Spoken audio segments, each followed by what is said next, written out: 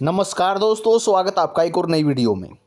बात करेंगे HRMS 2.0 के बारे में। कच्चे पक्के कर्मचारियों के लिए क्या मैटर है ये, किस तरीके से ये काम करेगा, क्या इसका उद्देश्य है, क्या बेनिफिट होंगे इस चीज़ के सरकार को और क्यों ये जो है लागू करने जा रही है सरकार।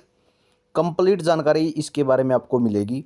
यहाँ पे आप देख सकते हो हरियाणा सरकार की तरफ से जो है नोटिफिकेशन जारी हुआ है। ये बिल्कुल लेटेस्ट अपडेट आपके लिए रहेगी। ठीक है, तो HRMS 2.0 लेके आने लग रही है सरकार। इसका कारण जो है क्या क्या बेनिफिट होंगे, ठीक है, क्या इसका कोई बेनिफिट भी है या वैसे ही कच्चे पक्के कर्मचारियों को शामिल किया जाएगा।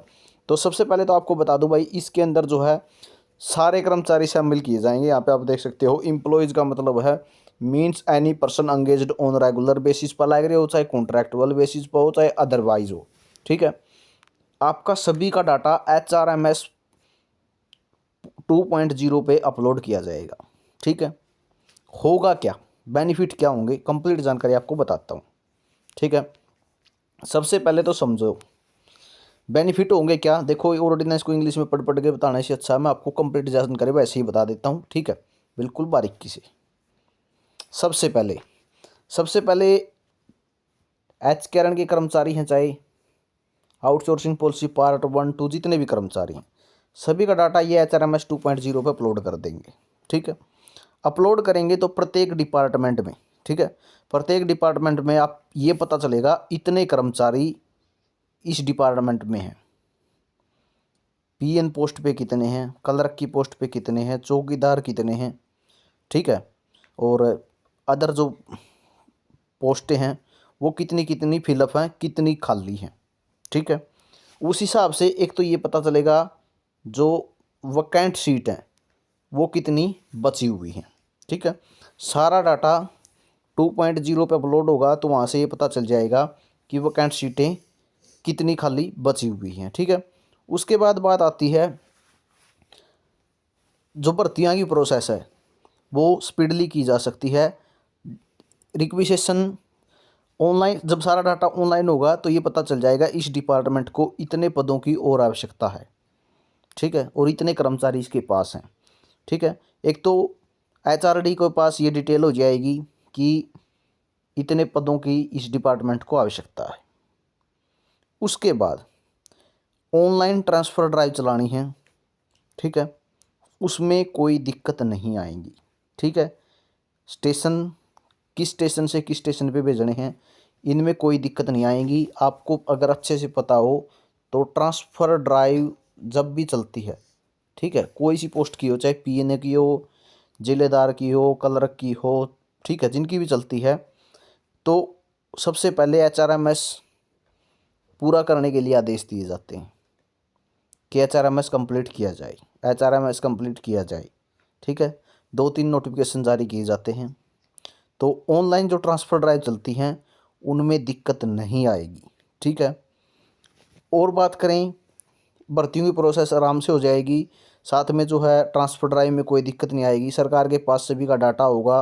ठीक है, और जो कच्चे कर्मचारी हैं, ठीक है, उनको भी पब्लिक इंटरेस्ट के बेस पे ट्रांसफ़र किया जा सकेगा।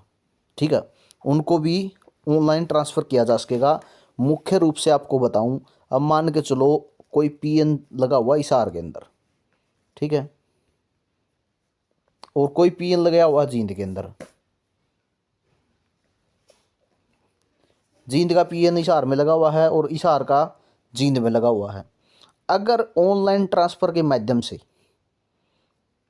उनकी ट्रांसफ़र हो जाए, जींद वाला जींद आ जाए, हिसार वाला हिसार चला जाए।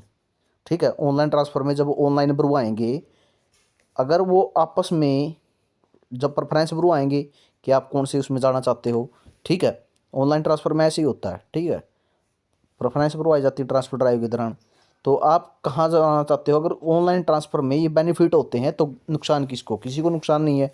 वही सैलरी उसको देनी है, वही सैलरी उसको देनी है। तो इस तरीके से जो है बेनिफिट हो पाएंगे, ट्रांसफ़र में भी दिक्कत नहीं आएगी और कच्चे पक्के कर्मचारियों के लिए भी ये सुविधाएं जो है हो जाएंगी।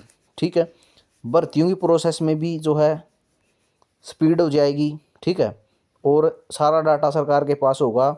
ठीक है, कि इतने कर्मचारी अभी लगे हुए हैं, इतने अभी ज़रूरत है। उसके बाद बात करूं कितने कर्मचारी रिटायर हो चुके हैं, किस डेट को कौन सा कर्मचारी जो है रिटायर हो रहा है। यानी अभी रिटायरमेंट की डेट की बात करूं तो सरकार या तो 30 जून को रिटायर करती है साल में, या 31 दिसंबर को, दो ही डेट फिक्स कर रखी हैं। ठीक है, अभी 31 दिसंबर को भी लगभग 3700 के लगभग कर्मचारी रिटायर हुए थे हरियाणा सरकार के। तो उस HRMS के माध्यम से ये भी पता लगेगा कि कितने कर्मचारी रिटायर हो रहे हैं, कितने कर्मचारी अभी सर्विस में बने रहेंगे। ठीक है, तो ये सारी जो है डिटेल इनको HRMS 2.0 के माध्यम से ही मिलेंगी। तो इसलिए जो है HRMS 2.0 पे जोर दिया जाने लग रहा है। तो ये जानकारी आपके लिए रहेगी। ठीक है, और कुछ पूछना है इसके बारे में, ठीक है, तो वो भी आपको जो है कमेंट में पूछ सकते हो, आपको जानकारी दे दी जाएगी। ये सारे इसके बारे में डिटेल से इन्होंने बता रखा है। ठीक है, जैसे organisation means all board, corporation, statutory body, public enterprises, university. ठीक है, तो ये सभी जो है HRMS 2.0 पे ही अपना डाटा अपलोड करेंगे। सभी डिपार्टमेंटों को आदेश दिए जाएंगे इसके माध्यम से। ठीक है, government of Haryana in human resources department HRD shall be administrative department for custody and the management of HRMS 2। तो HRD के अंडर में जो है HRMS 2.0 होगा। तो ये जानकारी रहेगी। ठीक है, कैसी रही कमेंट करके ज़रूर बताना। वीडियो आपने देखा इसके लिए बहुत बहुत धन्यवाद।